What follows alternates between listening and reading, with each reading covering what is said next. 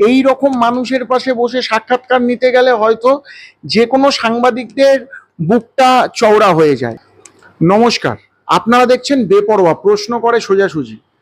আমরা সবসময় সোজাসুজি প্রশ্ন করি, একদম চোখে চোখ রেখে প্রশ্ন করি, কিন্তু আজকে যার সামনে বসে আছি তাকে প্রশ্ন করতে গেলে হয়তো মাথাটা নিচু করতে হয়, চোখটা নামাতে হয়।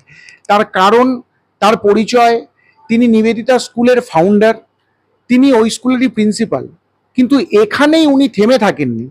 উনি সমাজসেবামূলক কাজ করে ওনাকে এলাকা বলুন, বাচ্চারা বলুন, সবাই খুব ভালো চেনে। আজকে সেই আমাদের চ্যানেলে উনি যে সাক্ষাৎকার দেবে, সেখানে না আমার গলার ভয়েস অনেক ওপরে থাকবে, না কিছু থাকবে, কারণ এই এনাদের মতো মানুষের সামনে ভয়েস কখনো উঁচু করা যায় না, নমনীয় হয়ে কথা বলতে হয়। আসুন আজকে আমাদের সাক্ষাৎকার শুরু করি। প্রথমেই দিদি আপনাকে নমস্কার। নমস্কার। দিদি, আপনাকে বেপরোয়া চ্যানেলে স্বাগত। Thank you. দিদি, আমরা জানতে পারছি আপনি নিবেদিতা স্কুলের ফাউন্ডার প্লাস প্রিন্সিপাল। তো হঠাৎই সমাজসেবামূলক কাজে কিভাবে আসলেন? আর দিদি প্রথমে একটু নামটা বলুন। আর নাম হচ্ছে শর্মিলা সরকার। হ্যাঁ।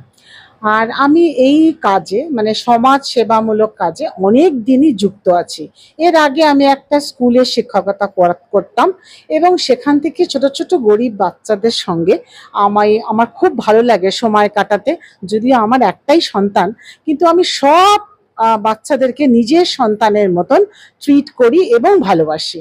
ওদের সঙ্গে থাকতে, ওদের ইনোসেন্ট বিহেভিয়ার, ওদের সহজ সরল কথা আমাকে আকৃষ্ট করে এবং আমি ওদের মা। দিদি, এইটা করতে গিয়ে আপনি একটা আস্ত সমাজসেবী সংগঠন অগ্নিশিখা গড়ে ফেললেন, তাতে অনেক মেম্বার। তো এই অগ্নিশিখার কাজটা ঠিক কি? অগ্নিশিখা কাজ অনেক রকম অগ্নিশিখা কাজ করেছে। আমাদের আমফানে, সাইক্লোনে, কোভিডে আমরা অনেক জায়গায় গেছি। সব যেসব মানে মহিলারা ডোমেস্টিক অফেন্সের মধ্যে পড়েছে, তাদের আমরা ডোমেস্টিক হেল্প দিয়েছি, তাদের আমি পাশে দাঁড়িয়েছি।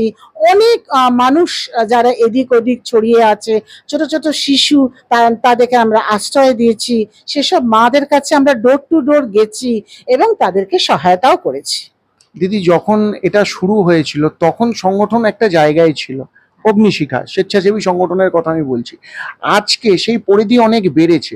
আগামী দিন আমরা প্রার্থনা করব যাতে আরো বাড়ে। সেখানে কি কখনো কাজ করার সময় কোনো প্রতিকূলতা, কোনো বাধা এগুলো পেয়েছেন, সম্মুখীন হয়েছেন, এবং সেটাকে কাটিয়েও বা কিভাবে উঠেছেন? মাঝে মাঝে আমরা বাধা পেয়েছি, এই নয়, যে কোনো কাজ করতে গেলে মানুষের বাধা পায়, কিন্তু সেই বাধাগুলো আমাদের টিম সবাই মিলে অতিক্রম করে সুন্দরভাবে আমরা কাজটা নিয়ে যেতে পেরেছি, এগিয়েছি। অনেক ধন্যবাদ দিদি। শুনে নিলেন আপনারা, কি সরল সাদা মনে একজন স্কুলের শিক্ষিকা বলে দিলেন যে ওনার একটা সন্তান থাকা সত্ত্বেও সকল সন্তান যেন ওনার কাছে আপন। এরকম মানুষ এই সমাজে বিরল। তবুও আমরা চাইবো এরকম মানুষ যাতে প্রতিটা পাড়ায়, প্রতিটা জায়গায় গড়ে ওঠে, তাতে সমাজ গড়ার কারিগর এবং সমাজের মানুষ আরো অনেক ভালো হয়। আপনারা এরকম খবর দেখতে চোখ রাখুন বেপরোয়া খবরে। ধন্যবাদ।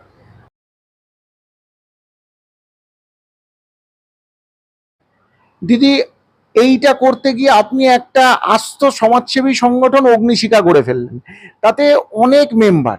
তো এই অগ্নিশিখার কাজটা ঠিক কি? অগ্নিশিখা কাজ অনেক রকম অগ্নিশিখা কাজ করেছে। আমাদের আমফানে, সাইক্লোনে, কোভিডে আমরা অনেক জায়গায় গেছি। মহিলারা ডোমেস্টিক অফেন্সের মধ্যে পড়েছে, তাদের আমরা ডোমেস্টিক হেল্প দিয়েছি। ছোট ছোট শিশু, তাদেরকে আমরা আশ্রয় দিয়েছি। সেসব মাদের কাছে আমরা ডোর টু ডোর গেছি এবং তাদেরকে সহায়তাও করেছি। দিদি, যখন এটা শুরু হয়েছিল তখন সংগঠন একটা জায়গায় ছিল, অগ্নিশিখা স্বেচ্ছাসেবী সংগঠনের কথা আমি বলছি। আজকে সেই পরিধি অনেক বেড়েছে। আগামী দিন আমরা প্রার্থনা করব যাতে আরো বাড়ে। সেখানে কি কখনো কাজ করার সময় কোনো প্রতিকূলতা, কোনো বাধা এগুলো পেয়েছেন, সম্মুখীন হয়েছেন এবং সেটাকে কাটিয়েও বা কিভাবে উঠেছেন? মাঝে মাঝে আমরা বাধা পেয়েছি, এই নয়, যে কোনো কাজ করতে গেলে মানুষের বাধা পায়, কিন্তু সেই বাধাগুলো আমাদের টিম সবাই মিলে অতিক্রম করে সুন্দরভাবে আমরা কাজটা নিয়ে যেতে পেরেছি, এগিয়েছি। অনেক ধন্যবাদ দিদি। শুনে নিলেন আপনারা, কি সরল সাদা মনে একজন স্কুলের শিক্ষিকা বলে দিলেন যে ওনার একটা সন্তান থাকা সত্ত্বেও সকল সন্তান যেন ওনার কাছে আপন। এরকম মানুষ এই সমাজে বিরল। তবুও আমরা চাইবো এরকম মানুষ যাতে প্রতিটা পাড়ায় প্রতিটা জায়গায় গড়ে ওঠে, তাতে সমাজ গড়ার কারিগর এবং সমাজের মানুষ আরো অনেক ভালো হয়। আপনারা এরকম খবর দেখতে চোখ রাখুন বেপরোয়া খবরে।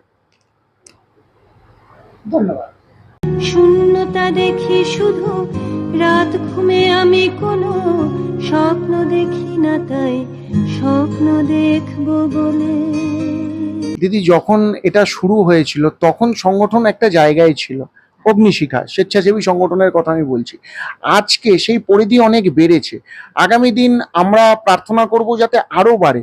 সেখানে কি কখনো কাজ করার সময় কোনো প্রতিকূলতা, কোনো বাধা এগুলো পেয়েছেন, সম্মুখীন হয়েছেন এবং সেটাকে কাটিয়েও বা কিভাবে উঠেছেন?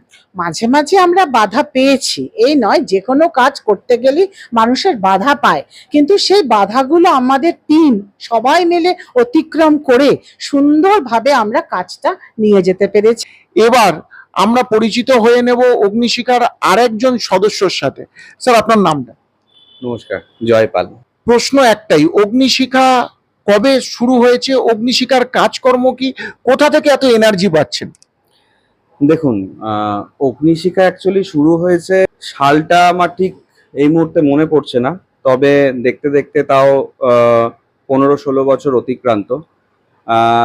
দিল্লিতে যখন নির্ভয়া কাণ্ড ঘটেছিল, নির্ভয়া কাণ্ডে যেভাবে আমরা দেখেছি যে একজন প্যারামেডিক্যাল ছাত্রীর ওপরে শারীরিক নির্যাতন করে তাকে খুন করা হয়েছিল, এবং আপনারা প্রত্যেকেই জানেন যে এইটাকে কেন্দ্র করে এর বিরুদ্ধে দিল্লির সাধারণ মানুষ, ছাত্র, যুব, মহিলা নির্বিশেষে সমস্ত মানুষ পথে নেমেছিলেন।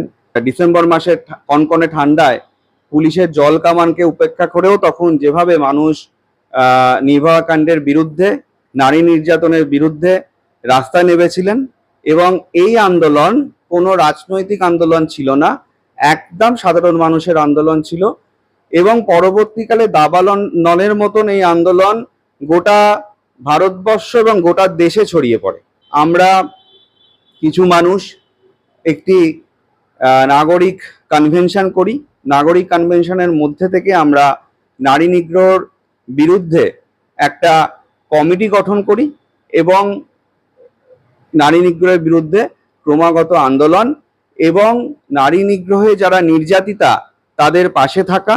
এবং এই অগ্নিশিখার যিনি যখন প্রতিষ্ঠা হয় যে কনভেনশনের মধ্যে থেকে, তো সেই কনভেনশনে আমরা আমাদের প্রেসিডেন্ট হিসাবে দুজন ব্যক্তি যুক্ত হন। একজন হচ্ছেন শ্রীমতী কুন্তলা ঘোষ দস্তিদার, শর্মিলা সরকার যিনি একজন শিক্ষিকা এবং সমাজকর্মী।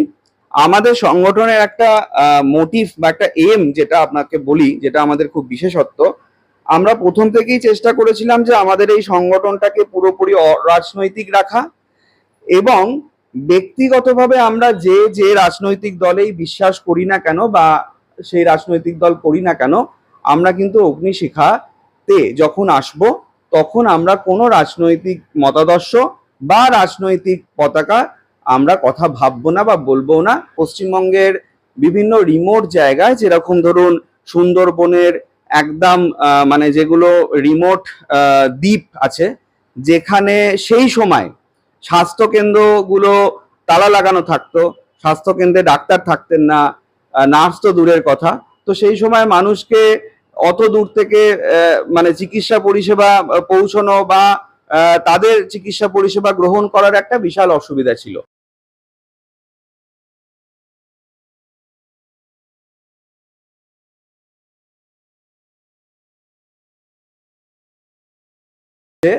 এই যে ধরুন বিভিন্ন রকমের প্রাকৃতিক দুর্যোগ, এই যে রিমোট গ্রামাঞ্চলগুলোতে যেগুলো নদী বেষ্টিত রয়েছে দ্বীপ অঞ্চলগুলো, সেখানে ছোটখাটো ঝড় বৃষ্টি হলেই বাঁধ ভেঙে যাওয়া এবং সাইক্লোনে বাঁধ ভেঙে গিয়ে ঘরে জল ঢোকা, গ্রামে জল ঢোকা।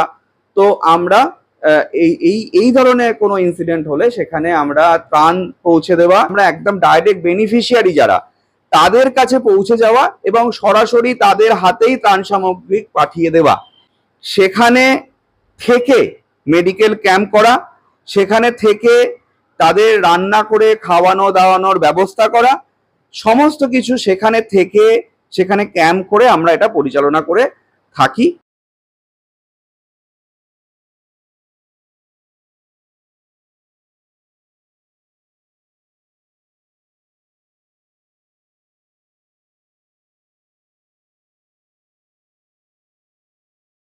এবং লকডাউন সেশনে রক্তদান শিবিরের আয়োজন করা, এই সমস্ত কাজকর্মগুলো আমরা করে থাকি। মোদ্দা কথা, আমরা শুধুমাত্র যে সমাজ সেবামূলক কাজে নিজেদের আবদ্ধ রাখা তা নয়, আমরা সমাজ সেবামূলক কাজকর্ম সঙ্গে যে কোনো সমাজে ঘটে যাওয়া যে কোনো অন্যায়ের বিরুদ্ধে প্রতিবাদ করা, এটা অগ্নিশিখার মূল কাজ।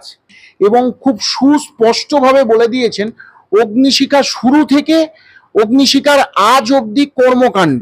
অগ্নিশিখার একজন স্বনামধন্য অ্যাডভোকেট সায়ন মিত্র, আজকে ওনার কাছে একটাই প্রশ্ন থাকবে যে এই অগ্নিশিখা চালাতে গেলে অনেক সমস্যা এবং আইনের অনেক সমস্যা কিংবা মানুষের অনেক সমস্যা, সেটা উনি লিগালি কিভাবে হেল্প করেন? দেখুন, আইনের দুটো পার্ট আছে, একটা হচ্ছে ফৌজদারি আইন আর একটা হচ্ছে আপনার সিভিল আইন, মানে দেওয়ানি আইন। এবার লোকের কি ধরনের সমস্যা হচ্ছে, ধরুন কারো জায়গা জমি প্রবলেম হচ্ছে, সেটাকে আমরা দেওয়ানি আইনের মধ্যে রাখি, বা কাউকে হুমকি দেওয়া হচ্ছে, ধমকি দেওয়া হচ্ছে, হ্যাঁ, সেটাকে আমরা ফৌজদারি আইনের মধ্যেই রাখি। এবার কি হয়, অনেক সময় অনেকের সামর্থ্য থাকে না সরাসরি কোর্টে গিয়ে ফাইট করার জন্য, কারণ কোর্টে গেলে একজন লয়ার অ্যাপয়েন্ট করতে হয়, একজন লয়ার অ্যাপয়েন্ট করতে গেলে তাকে একটা তার ফিস প্রোভাইড করতে হয়, যেটা অনেকের ক্ষেত্রে সম্ভব হয় না। আমরা আমাদের এই অগ্নিশিখার পক্ষ থেকে আমরা সেই সব লোকদেরকে আমরা হেল্প করি, যেমন ধরুন যাদের অনেক প্রবলেম আছে, লিগ্যাল রাইট হ্যাম্পার হচ্ছে, যারা লোয়ার কোর্টে মামলা করতে পারছে না, ডিস্ট্রিক্ট কোর্টে মামলা করতে পারছে না, হাইকোর্টে যেতে পারছে না, ইভেন কি সুপ্রিম কোর্টে যেতে পারছে না, আমরা আমাদের এই এনজিওর তরফ থেকে তাদেরকে, যাতে তাদের লিগ্যাল রাইটটা হ্যাম্পার না হয় এবং তাদের যাতে সেই ঠিক জায়গায় যাতে তাদের আইনি সহায়তাটা দেওয়া হয়, আমরা তার জন্য সবসময় সচেতন থাকি। যদি সেরকম কোনো কেউ আমার সঙ্গে যোগাযোগ করেন যে হ্যাঁ আমার এই একটা প্রবলেম হচ্ছে, লিগ্যাল ইস্যু হচ্ছে, আমার এই লিগ্যাল রাইট হ্যাম্পার হচ্ছে, তাহলে অবশ্যই আমরা সেটা ফ্রিতে আমরা করব। যে স্তরের মানুষের কথা আপনি বললেন, সেই স্তরটা মানুষের ফিস দেওয়ার ক্ষমতা নেই, অনেক কিছু। আপনি নিজে একজন স্বনামধন্য অ্যাডভোকেট, একদম বেপরোয়া। আমি প্রথমে ভেবেছিলাম সোজাসুজি প্রশ্ন করার সময় আপনাকে সোজাসুজি প্রশ্নটা করি, সেটা হচ্ছে কি পান এগুলো করে? ফিস পাচ্ছেন না, খাটতে হচ্ছে, কোর্টে যেতে হচ্ছে, সাধারণ মানুষ যারা বোঝেই না, যারা দৌড়াদৌড়ি করছে, তাদের পাশে দাঁড়িয়ে ঠিক মানে কি পাচ্ছেন স্যার? মানব সেবা হচ্ছে সব থেকে বড় সেবা। এই মানব সেবা করেই আমরা খুশি। আমি মনে করি এই মানুষের পাশে থেকে তাদের আইনি সুরক্ষা দেওয়া, তাদের আইনের অধিকার তাদেরকে পাইয়ে দেওয়া, এর থেকে বড় ফিস আর এর থেকে বড় আনন্দ আর কিছু হতে পারে না। কোনো ফিস ছাড়া আজকের দিনে এই সমাজের মানে যে স্তরের মানুষ, গরিব মানুষের কথা উনি বললেন, তাদের পাশে দাঁড়াচ্ছেন, তার জন্য ওনাকে এবং ওনার সংগঠনকে সেলাম। আরো খবর দেখতে চোখ রাখুন আমাদের চ্যানেল বেপরোয়াতে।